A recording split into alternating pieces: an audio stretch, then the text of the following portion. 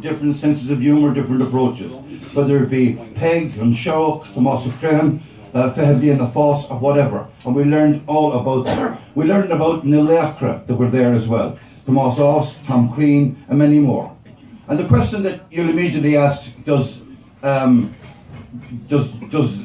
Rice join that pantheon of greats from West Kerry? Well, that's not what this book is about.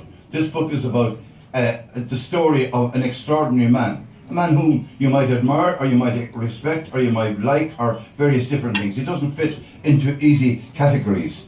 But he is, the certainty is this, that his story has been brought to life in a gripping retelling of descriptive writing, living every moment of what was a momentous life put together by Pat. And Pat, it is extraordinary in that regard. It grips you, it holds you.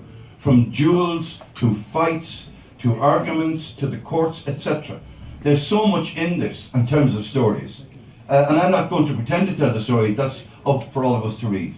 But this is the point I want you to take away, as to where you will place Count James Louis Rice. I always get his name in reverse there.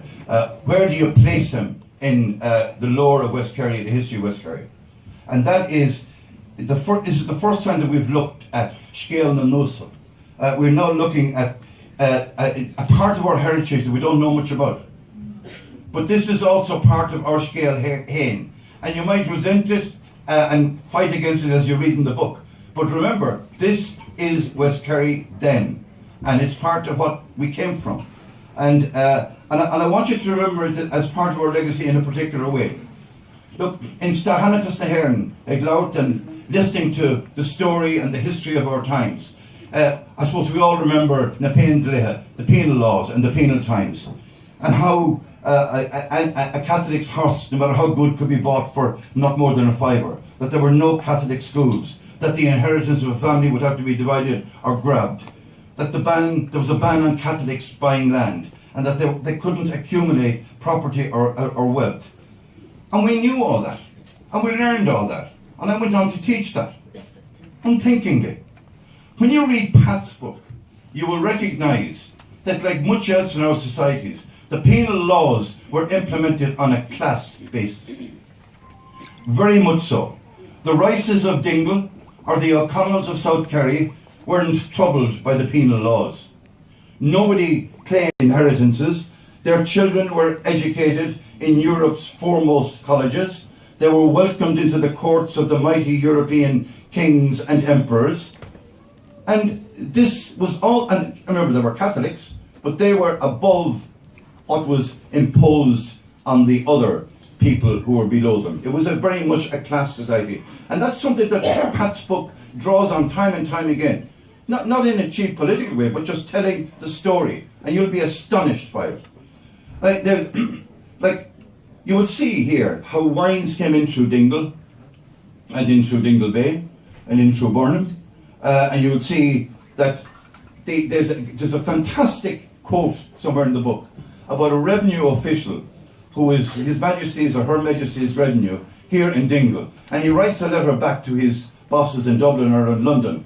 And he says, more or less, he says, there's desperate skullduggery going on here. There's as I write, there are 3 boats in the harbour, up to their scuppers, filled with wine and stuff from the continent. And he said, do we know what's going on? Yes. Are we going to do anything about it? No. We daren't unless you send us more troops. So, like, what happened, the excise was actually applied in a protectionist manner. The only people who were stopped from smuggling were strangers. So effectively, the whole system protected the Rices and the O'Connells smuggling in through Dingle Bay. And just remember that Pat has done us a great favour here, defining and describing and bringing to life an extraordinary story. It's reflective of a massive research project, an accumulation and a merging of history and story. And like when it's all over, you say, was all this going on? It reminds me, there's a kind of a 4th verse of the Bealtaine quill, where he, having charmed half the women in Cork and beaten Tipperary in Hurling, and rushed down to Kerry for an evening to hammer a few landlords and to beat a few policemen, he's back in his home village. And the guy is singing the song, and sings this song, this part of it is true, and Mrs. Quill is there, Katie's mother. She said, what do you think of that now, Mrs. Quill? And she looked up at him and she said, do you know something? When Katie is out, you wouldn't know what he's up to. But it's the same about